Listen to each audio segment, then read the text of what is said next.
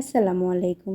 শীতের সকাল, একটু কুয়াশা আর উষ্ণ গরম ভাতের সঙ্গে এক প্লেট সুগন্ধি হাঁসের মাংস। ভাবতেই কি মনের মধ্যে একটা আরামদায়ক অনুভূতি আসছে। আজকে আমি আপনাদের সাথে শেয়ার করব মজাদার হাঁসের মাংস রান্নার রেসিপি। প্রথমে একটি হাঁস সাইজ মতো কেটে কুটে তারপর পানি দিয়ে বেশ কয়েকবার ধুয়ে পরিষ্কার করে নিলাম। এরপর দিয়ে দিলাম পরিমাণ মতো হলুদ গুঁড়া, মরিচ গুঁড়া, জিরা গুঁড়া, পেঁয়াজ বাটা, রসুন বাটা, আদা বাটা, লবণ আর সামান্য একটু তেল দিয়ে মাখিয়ে নিলাম। মিশিয়ে রাখা মাংস কিছুক্ষণ রেখে দিলাম। এতে মাংস নরম হবে এবং মশলা মাংসের সাথে ভালোভাবে মিশবে। একটি কড়াইতে পরিমাণ মতো তেল দিয়ে তাতে দিয়ে দিলাম পেঁয়াজ। এরপর তেজপাতা, দারচিনি ও এলাচ দিয়ে নেড়ে নিলাম।